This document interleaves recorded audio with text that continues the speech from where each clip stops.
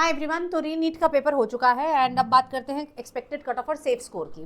Paper का अगर मैं एनालिसिस देखूँ तो bio was comparatively easy, statement based का थे सवाल बट कम थे, बहुत सारे क्वेश्चन डायरेक्ट भी आए थे, तो bio was the easiest one.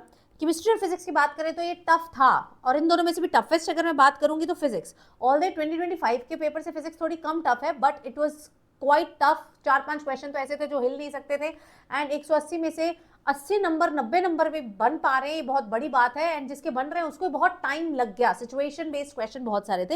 And chemistry was also on the tougher side, moderate बोलेंगे but yes it was on the tougher side. तो ओवरऑल अगर मैं पेपर की बात करूंगी तो पेपर वाज येस टफ।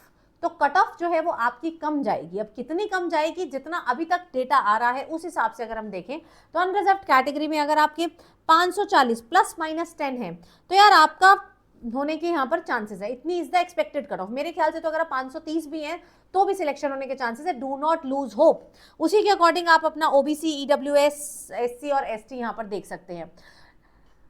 ये इस वजह से हो रहा है मेरे बच्चों क्योंकि पेपर की टफनेस और टोटल नंबर ऑफ कैंडिडेट्स कितने अपीयर कर रहे हैं उस पर वेरी करता है। इवेंचुअली सीट्स जो हैं, दो चीजें बताती हूँ। जब 2025 का टाइम था उस समय पेपर टफ आया था, उस समय कट ऑफ आपकी 525 गई थी और सीटें भी कम थी। इस बार अगर तुम देखोगे तो 11,000 तकरीबन सीटें भी बढ़ गई हैं एंड पेपर भी टफ ही आया है।